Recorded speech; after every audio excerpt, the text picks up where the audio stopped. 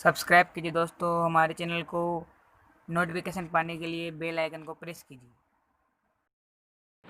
प्रकाश का वर्ण विक्षेपण। प्रकाश की एक घटना है और देखिए इसे क्या होगा इसमें कि जब श्वेत प्रकाश की किरण को, जैसे सूर्य के प्रकाश की किरण को किसी प्रिज्म पर डाला जाता है तो प्रिज्म पर डालने के बाद यह किरण 7 रंगों में विभक्त हो जाती है। इस घटना को वर्ण विक्षेपण कहेंगे। 1 2 3 4 5 6 7। मतलब कि श्वेत प्रकाश सूर्य की प्रकाश की किरण को जब एक प्रिज्म होता है कांच का टुकड़ा जिसमें 2 कोण सामान्य रूप से 45 डिग्री के होते हैं, और उस पर जब हम किरण को डालते हैं तो उसका अपवर्तन होता है, और अपवर्तन होने से वह किरण 1 2 3 4 5 6 7 रंगों में विभक्त हो जाती है।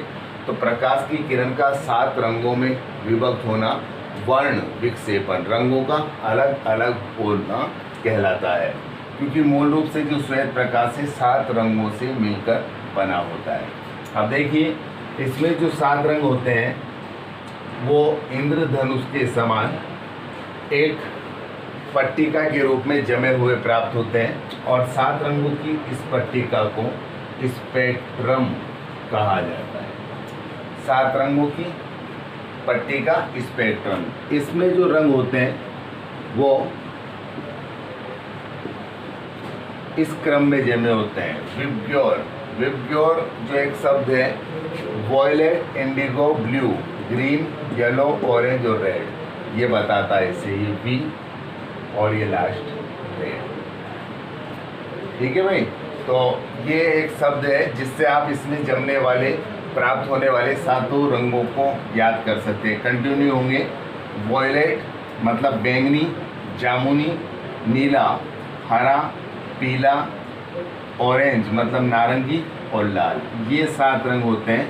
इस क्रम में कंटिन्यू जमे हुए होते हैं, और इन 7 रंगों की जो पट्टिका प्राप्त हो रही है उसे स्पेक्ट्रम हम कहते हैं। ठीक है, दोबारा से एक बार समझ लो, सुन लो कि प्रिज्म कांच का टुकड़ा है जिसमें 2 कोण सामान्य रूप से 90 डिग्री के होते हैं। उस पर श्वेत प्रकाश, जैसे सूर्य के प्रकाश को डाला जाता है। श्वेत प्रकाश वह प्रकाश कहलाएगा जो मूल रूप से 7 रंगों से बना है।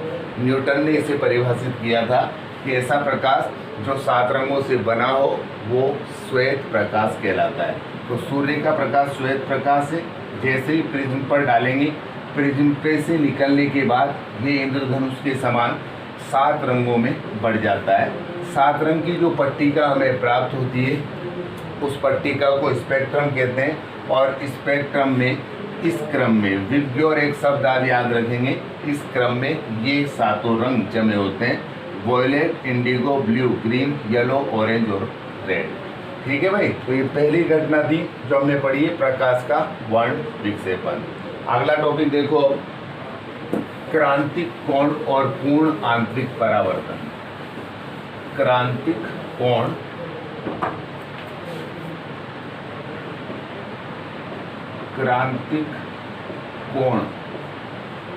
और पूर्ण आंतरिक परावर्तन।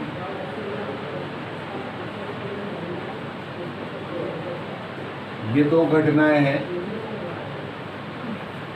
एक से संबंधित ही है, एक ही उसमें हम पढ़ेंगे। देखो क्या होता है, एक चित्र में बना रहा हूं घटना को समझाने के लिए। क्रांतिक कोण, आपने पढ़ा है कि जब प्रकाश की किरण को किसी सघन माध्यम से, माना कि ये पानी इसमें भरा हुआ है पात्र में, या ये कांच की एक छड़ है, सघन से विरल माध्यम में डालते हैं तो किरण अभिलंब से दूर हट जाती है। अर्थात ये कोण और ये कोण, आपतन कोण I और परावर्तन अपवर्तन कोण R, इन दोनों के मान अगर हम देखें तो R का मान यहाँ पर सदैव ज़्यादा प्राप्त होता है I की तुलना में। अब हम क्या करते हैं कि यदि I का मान और बढ़ा दें,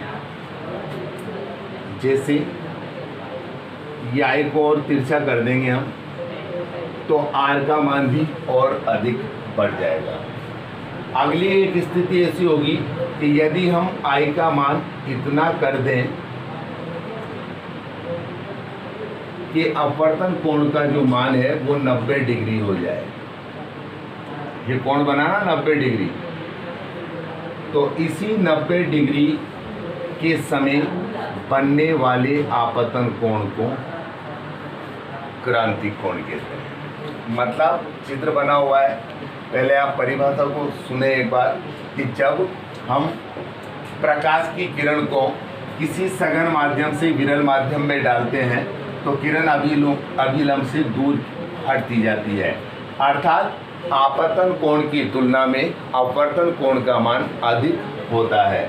यदि आपतन कोण का मान बढ़ाया जाए तो अपवर्तन कोण का मान भी बढ़ता जाता है। मतलब I का मान बढ़ाएंगे तो R का मान भी बढ़ता जाएगा।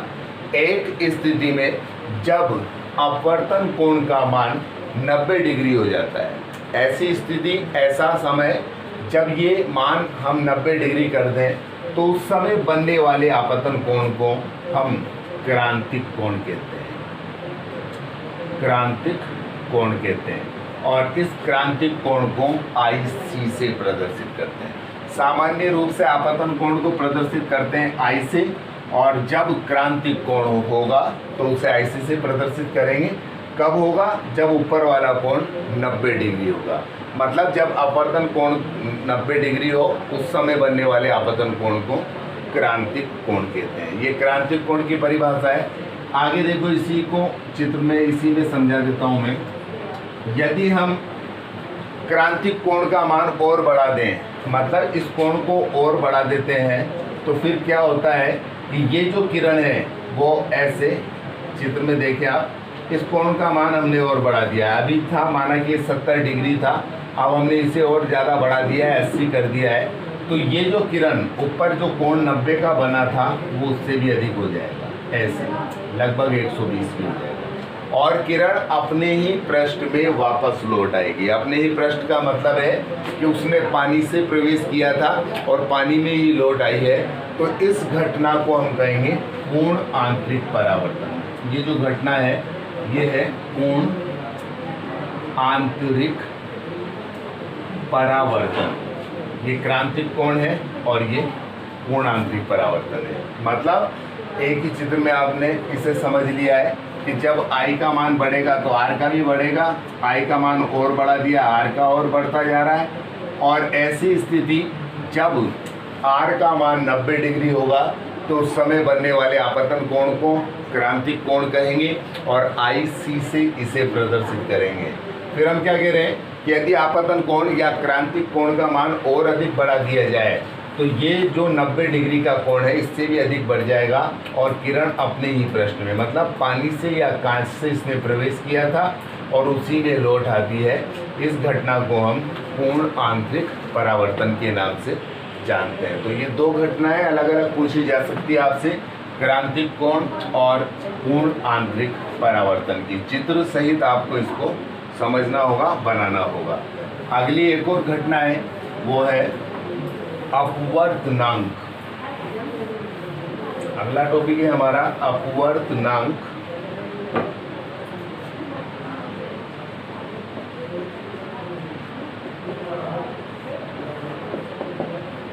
परिभाषा देखो इसकी कि प्रकाश की किरण का हवा में वेग और अन्य किसी दूसरे माध्यम में वेग का अनुपात अपवर्तनांक कहलाता है। मतलब हवा में वेग,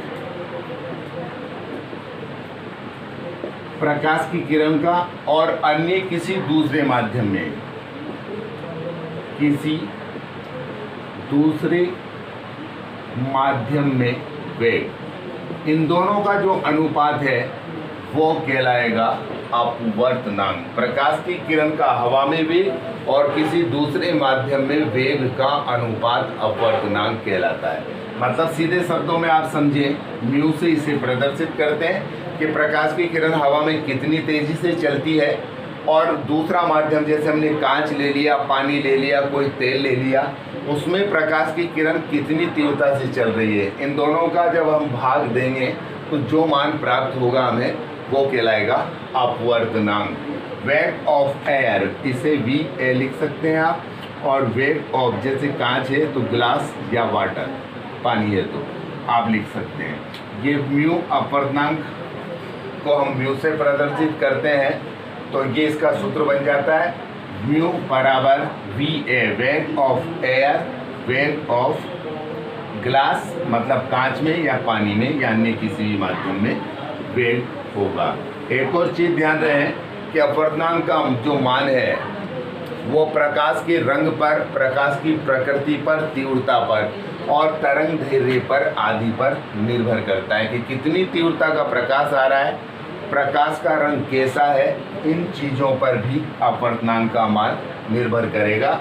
एक और बात ध्यान रखने वाली ये है कि प्रकाश की किरण का जो वेग है हवा में सर्वाधिक होता है, और उसका मान, जैसे आपको कभी यहाँ से न्यूमेरिकल दिया जाए तो वेग ऑफ एयर ये फिक्स होगा सदैव, और ये होगा 3 × 10⁸ मीटर प्रति सेकेंड। ये मान आपको हमेशा याद रखना है। वेग ऑफ एयर, हवा में या निर्वात में प्रकाश की किरण इतनी तीव्रता से चल पाती है, इसके मुकाबले कहीं भी तीव्रता से ये किरण नहीं चल पाती है, तो ये मान सदैव सबसे ज़्यादा होता है हवा में वेग। अब दूसरा जो है वो कम ही होगा, उसका आपको इसमें भाग देना होता है। तो ये म्यू या अपवर्तनांक का मान आप इस तरह से ज्ञात करते हैं। एक और बात ध्यान रखें कि अपवर्तनांक जो है मात्रक विहीन राशि है, अर्थात हम कह सकते हैं कि इसके पीछे कोई भी मात्रक नहीं लगाया जाएगा। लीटर, मीटर, किलोमीटर जो मात्रक होते हैं ना, वो यहाँ पर नहीं लगाए जाते हैं।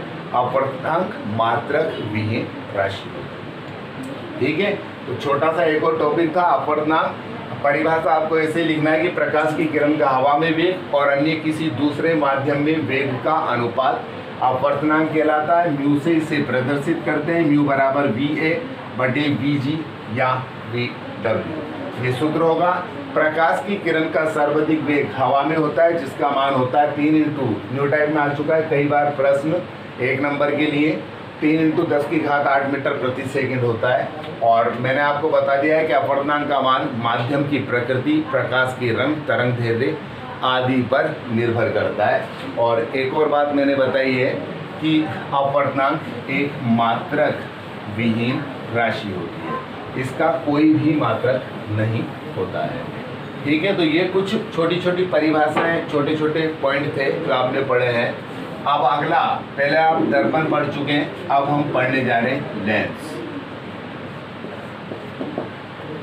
पहले आपने पढ़ा था दर्पण। दर्पण में आपने परिभाषा पढ़ी थी कि किसी कांच की एक पृष्ठ पर, कांच की पट्टिका की एक पृष्ठ पर जब परावर्तक पदार्थ की पॉलिश की जाती है तो दर्पण बन जाता है। लेंस में कोई पॉलिश नहीं होगी। लेंस क्या होगा कि 2 वृत्त या गोलाकार पृष्ठों से मूल रूप से मिलकर बनी हुई आकृति, 2 खोखले कांच के गोले हैं, एक एंड ये दूसरा, 2 से मिलकर बनी आकृति। अगर ये इस तरह से मिला दिया जाए, पारदर्शक कांच है, खोखले कांच के गोले हैं, इस तरह से मिला के और इस तरह से इस भाग को हटाना है हमें, तो ये जो लेंस बना है ये कहलाएगा लेंस। और एक और, अगर इन खोखले कांच के गोलों को आप इस तरह से मिलाते हैं, यहाँ से इनको ज्वाइंट कर दिया, ये सारा भाग हटा दिया, ये हटा दिया, तो ये भी लेंस बन जाता है। 2 तरह के लेंस आप यहाँ पर देख पा रहे हैं। परिभाषा पहले लेंस की होगी कि 2 वक्रित मतलब गोलाकार पृष्ठों से मिलकर बनी हुई पारदर्शक आकृति को, पारदर्शक का मतलब है जिसमें से आर पार देखा जा सके, उस पारदर्शक आकृति को हम लेंस कहते हैं। 2 वक्रित माने गोलाकार पृष्ठों से मिलकर बनी पारदर्शक आकृति को लेंस कहते हैं, ठीक है। लेंस 2 प्रकार के होते हैं। नंबर 1 आपके सामने मैंने बनाया कैसे 2 गोलों को मिलाया है। ऐसा लेंस जो किनारों से पतला और बीच से चौड़ा होता है वो कहलाता है उत्तल लेंस। ऐसे लेंस जो किनारों से पतले हो और बीच में चौड़े हो उत्तल लेंस कहलाते हैं। और दूसरा प्रकार का होता है अवतल लेंस। अवतल लेंस परिभाषा होगी कि ऐसे लेंस जो किनारों से चौड़े और बीच में सकड़े होते हैं, वे अवतल लेंस कहलाते हैं। ठीक है भाई। तो दो कांच के खोखले गोलों से मिलकर बनी पारदर्शक आकृति लेंस कहलाएगी। खोखले गोले हो, कोई परावर्तक पदार्थ नहीं होगा, उनको मैंने जैसे जॉइंट किया वैसे जॉइंट करना है, तो वो लेंस कहलाएगी। और दो प्रकार के लेंस होते हैं, जैसे दर्पण दो प्रकार के होते थे, उसी प्रकार उत्तल लेंस, जब ऐसे लेंस जो किनारों से पतले और बीच में चौड़े होते हैं उत्तल लेंस होते हैं, और ऐसे लेंस जो किनारों से चौड़े और बीच में पतले या सकड़े होते हैं अवतल लेंस कहलाते हैं। एक और चीज़ देख लो कि उत्तल जो लेंस है वो किरणों को इस तरह से एकत्रित करने का काम करते हैं। जब इस पर किरण डाली जाती है ना भाई, तो ये किरणों को समेट लेते हैं, एकत्रित कर लेते हैं। चाहे हम कितनी भी किरण इस पर डाल दें, सारी किरणों को ये इस तरह से एकत्रित करते हैं। और जो अवतल लेंस है वो किरणों को फैलाने का काम करते हैं। इस पर जब किरण डाली जाएगी ऐसे निकलती है किरण। आई बात समझ में कि जब हम उत्तल लेंस पर प्रकाश की किरणों को डालते हैं तो उत्तल लेंस प्रकाश की किरणों को एकत्रित करने का काम करते हैं और अवतल लेंस प्रकाश की किरणों को फैलाने का काम करते हैं। ठीक है भाई। तो ये कुछ पॉइंट आज के हुए हैं छोटे छोटे, इन्हें आप पढ़ लेना। कल लेंस पर हम विस्तार से चर्चा करके और इससे संबंधित परिभाषाएं और आगे जो रेखा चित्र है वो बनाएंगे।